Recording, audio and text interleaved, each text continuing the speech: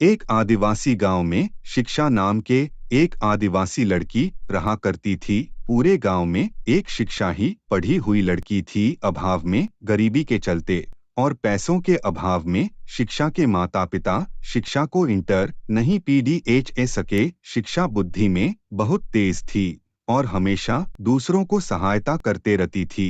एक दिन शिक्षा के पड़ोस में रहने वाले विमलताई के 10 वर्षीय बच्चे अचानक उल्टियां होने लगी। शिक्षा दौड़ी दौड़ी बिरजू को देखने चली गई। बिरजू को क्या हुआ? विमल चाची पहले तो बिल्कुल सही था।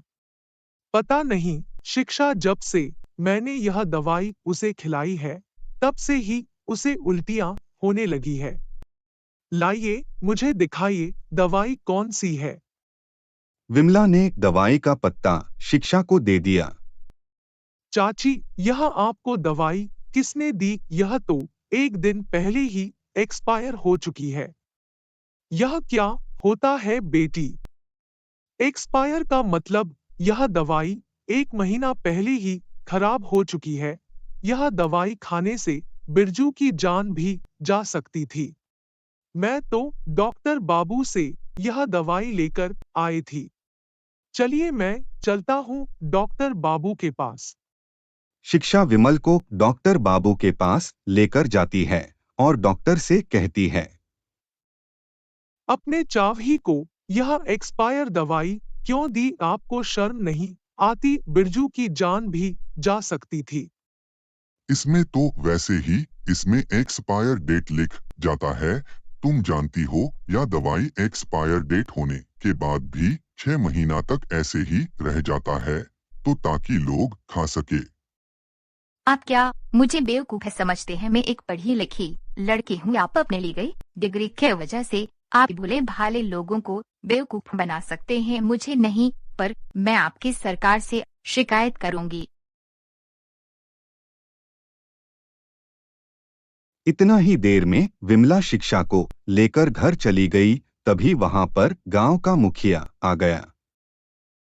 क्या बात है डॉक्टर बाबू, शिक्षा यहाँ क्यों आई थी?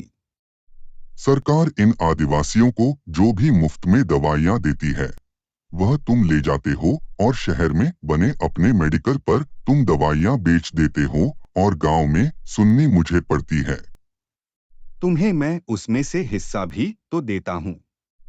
तो फिर शिक्षा का कुछ कीजिए मुखिया जी। अगर गलती से वह सरकार से हमारी शिकायत कर दी तो मेरी डॉक्टरी जाएगी ही जाएगी, साथ में आपकी मुखियागिरी भी चली जाएगी। चिंता मत करो डॉक्टर साहब, शिक्षा का शिक्षागिरी तुरंत हल कर दूंगा। मैं भी उससे बहुत परेशान हूँ। यह लड़की जरा सा पढ़ लिख कर काया आ गई, खुद को ही या अपने गांव का प्रधान समझ लिया। कुछ दिनों बाद गांव में भयानक बाढ़ आ गई। बाढ़ आने से आदिवासी का गांव तहस नहस हो गया। गांव वालों के सब कुछ बाढ़ में दब गया। बेचारे आदिवासी के पहनने की कोई कपड़े भी नहीं बचे थे। शिक्षा मदद मांगने के लिए मुखिया के पास चली गई।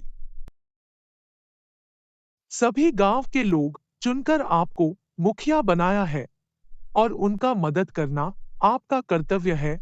बेचारे गांव वाले कई दिनों से भूखे हैं, कपड़े न होने की वजह से काम पर भी नहीं जा सकते। आप उन्हें मदद क्यों नहीं करते? है शिक्षा, मैं उन भिखारी के मदद के लिए ठीका लेकर नहीं बैठा हूँ। बाढ़ के वजह से कितने गांव का नुकसान हुआ है। इन बात पर प्रसन्न होना चाहिए कि तुम सब जिंदा बच गए हो, वरना बहुत सारे लोग तो जीवित भी नहीं बचे हुए हैं। आप कैसी बातें कर रहे हैं? आप मत भूलिए कि आप भी एक आदिवासी हैं। आपको ऐसी बात करते हुए शर्म नहीं आती? तो मैं क्या करूं? अपनी हवेली बेचकर मैं भूखे और नंगे आदिवासी के लिए कपड़े लेकर आऊं क्या? मैं सब जानती हूँ मुखिया जी, या हवेली चोरी करके ही बनाई है। जो पैसा हम गरीब के लिए सरकार भेजती है, वह तो हम लोगों के पास पहुंच ही नहीं पता है। वह तो आपके जैसे मुखिया ही खा जाते हैं और धिकार भी नहीं लेते। इतना कहकर वहां से चली जाती है।